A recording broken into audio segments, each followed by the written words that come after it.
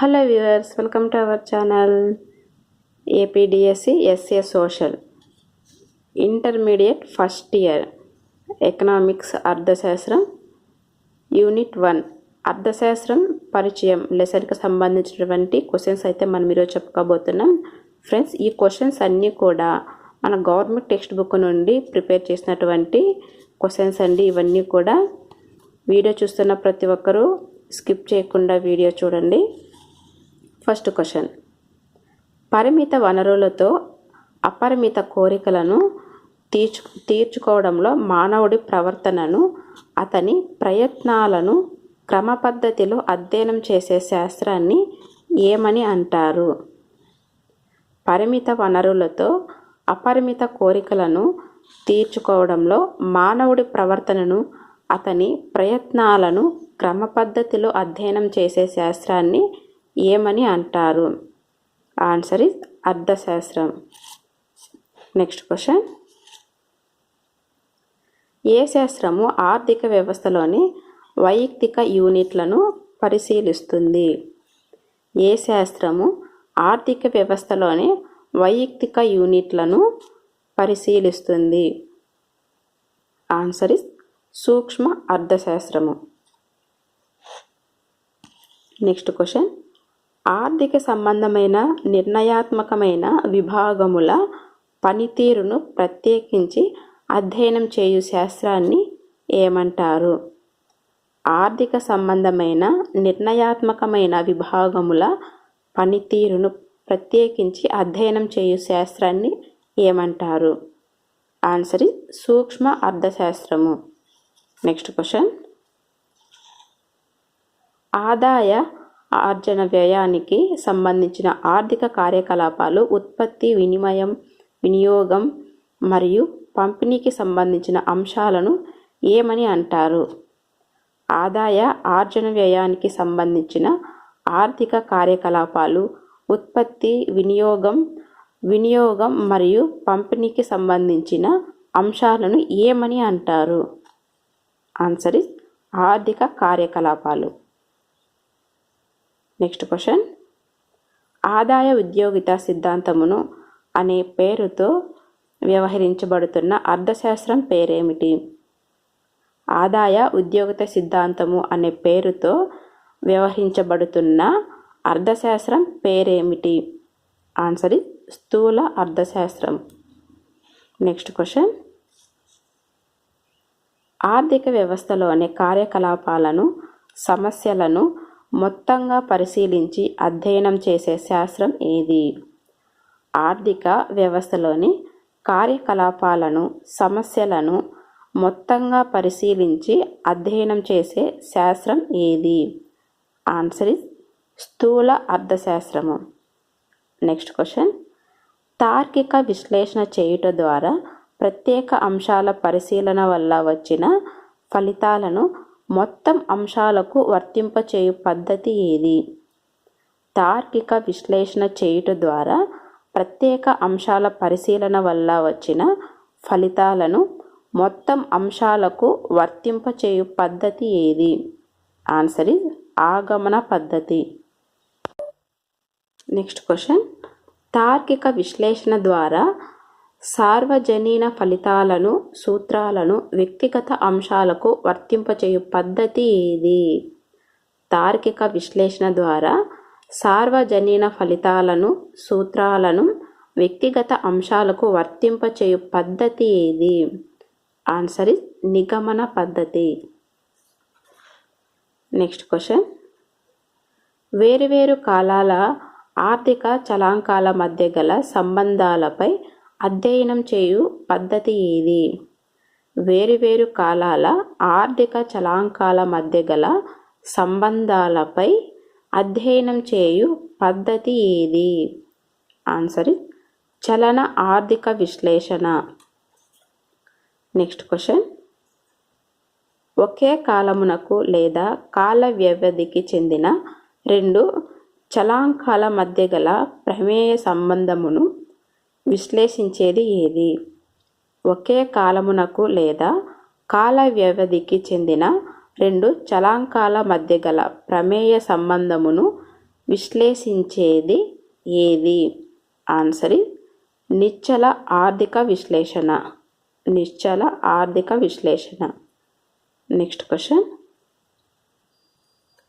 ఉనికిలో ఉన్న ఆర్థిక విషయాలను గురించి ఒక క్రమబద్ధమైన అధ్యయనం చేసే శాస్త్రం ఏది? ఉనికిలో ఉన్న ఆర్థిక విషయాలను గురించి ఒక క్రమబద్ధమైన అధ్యయనం చేసే శాస్త్రం ఏది? Answer is నిశ్చయాత్మక అర్థశాస్త్రము. నిశ్చయాత్మక అర్థశాస్త్రం. Next question. ఆర్థిక సమస్యల పరిష్కారానికి సంబంధించి భవిష్యత్తులో ఏ పథకం ఎలా ఉండాలి అనే అంశాలపై అధ్యయనం చేసే శాస్త్రం ఏది?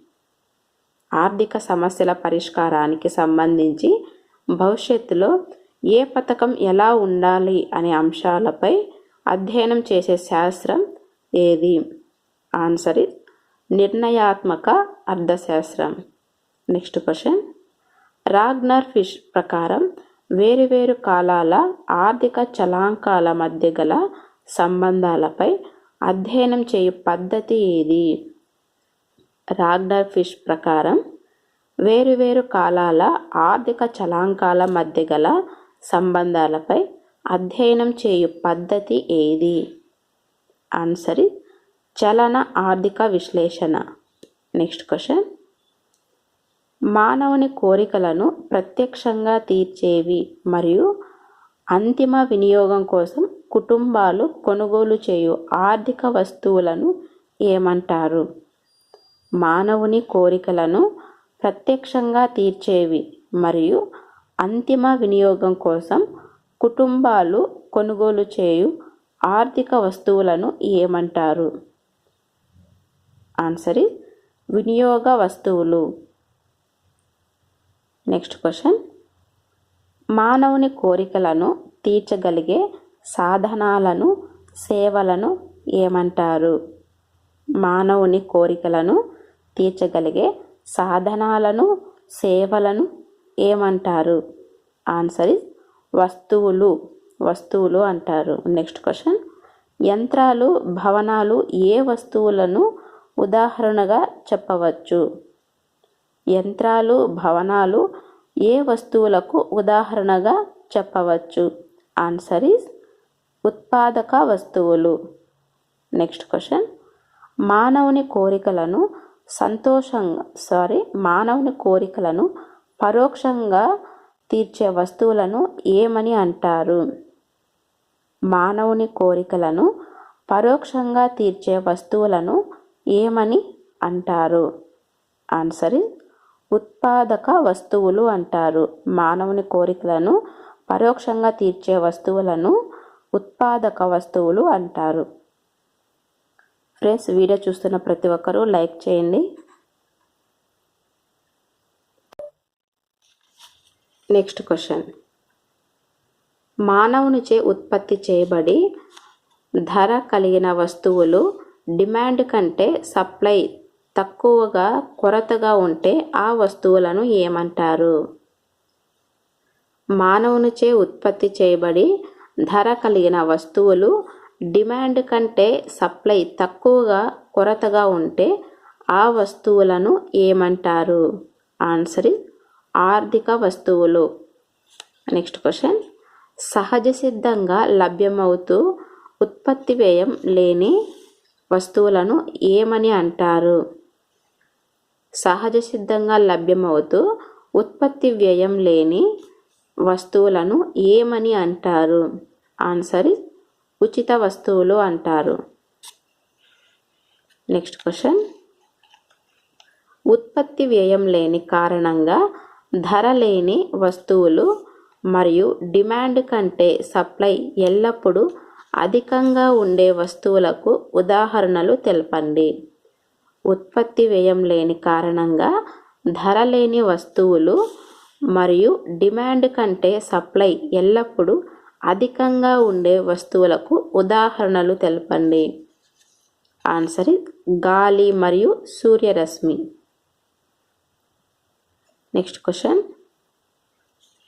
ఒక వస్తువు యొక్క వినిమయ విలువను ద్రవ్య రూపంలో వ్యక్తపరిచిన విలువను ఏమంటారు?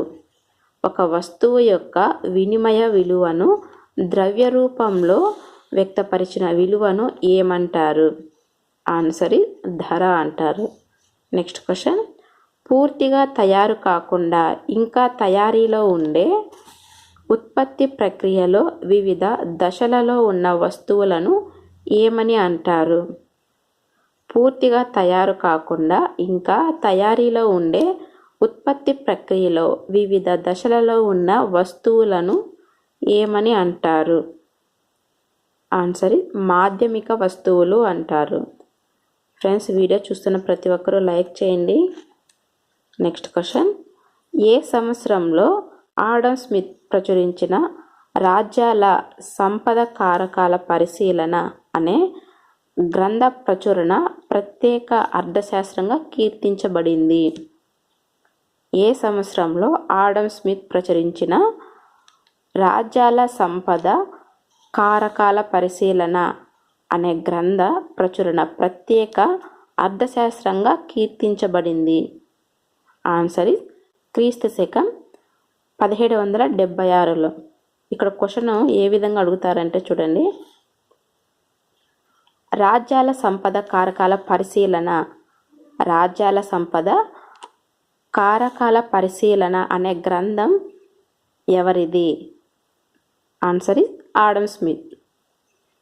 నెక్స్ట్ క్వశ్చన్, గ్రీకుల కాలంలో అర్థశాస్త్రాన్ని ఏ పేరుతో వ్యవహరించేవారు? గ్రీకుల కాలంలో అర్థశాస్త్రాన్ని ఏ పేరుతో వ్యవహరించేవారు? ఆన్సర్ గృహ నిర్వహణ. గ్రీకుల కాలంలో అర్థశాస్త్రాన్ని గృహ నిర్వహణ పేరుతో వ్యవహరించేవారు. నెక్స్ట్ క్వశ్చన్, చలన వ్యవస్థలో ఎంపిక సమస్య గురించి చర్చించే అర్థశాస్త్ర నిర్వచనం. చలన వ్యవస్థలో ఎంపిక సమస్య గురించి చర్చించే అర్థశాస్త్ర నిర్వచనం. ఆన్సర్ వృద్ధి. నెక్స్ట్ క్వశ్చన్, ఎంపిక శాస్త్రంగా వ్యాఖ్యానించిన అర్థశాస్త్ర నిర్వచనం. ఎంపిక శాస్త్రంగా వ్యాఖ్యానించిన అర్థశాస్త్ర నిర్వచనం. ఆన్సర్ ఈజ్ కొరత. నెక్స్ట్ క్వశ్చన్, స్థూల అర్థశాస్త్ర ప్రాధాన్యత ఏ సంవత్సరం తర్వాత దాని ప్రాముఖ్యత పెరిగింది? స్థూల అర్థశాస్త్ర ప్రాధాన్యత ఏ సంవత్సరం తర్వాత దాని ప్రాధాన్యత పెరిగింది? ఆన్సర్ 1930. నెక్స్ట్ క్వశ్చన్, ఉద్యోగిత ఆదాయం ద్రవ్యం సాధారణ సిద్ధాంత గ్రంథకర్త ఎవరు? ఉద్యోగిత ఆదాయం ద్రవ్యం సాధారణ సిద్ధాంత గ్రంథకర్త ఎవరు?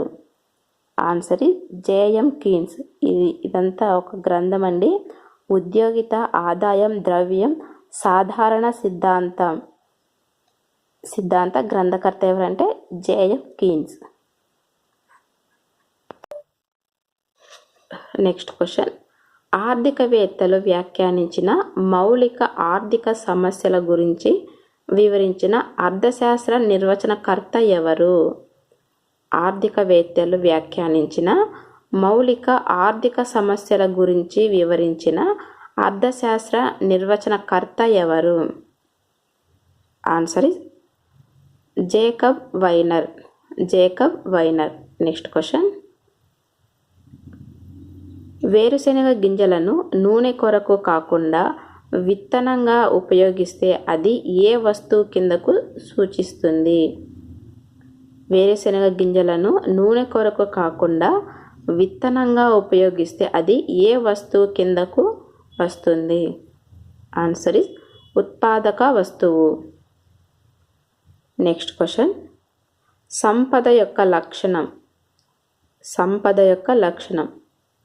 ఆన్సర్ ఇస్ కొరత, బదిలీ సౌలభ్యం, ప్రయోజనం. సంపద యొక్క లక్షణాలు చూడండి, కొరత, బదిలీ సౌలభ్యం, ప్రయోజనం. నెక్స్ట్ క్వశ్చన్, ఆదాయం ఒక ప్రవాహం. ఈ ప్రవాహ ఆదాయమునకు ఆధారం ఏది? ఆదాయం ఒక ప్రవాహం.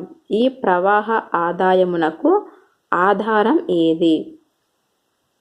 ఆన్సర్ సంపద. Next question. వ్యక్తులు లేదా సంస్థల ఆధీనంలో గల ఆధారిత ఆస్తుల విలువలను ఏమంటారు?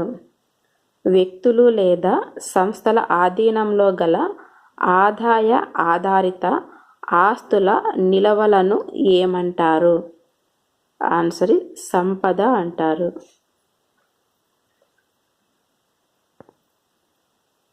Next question.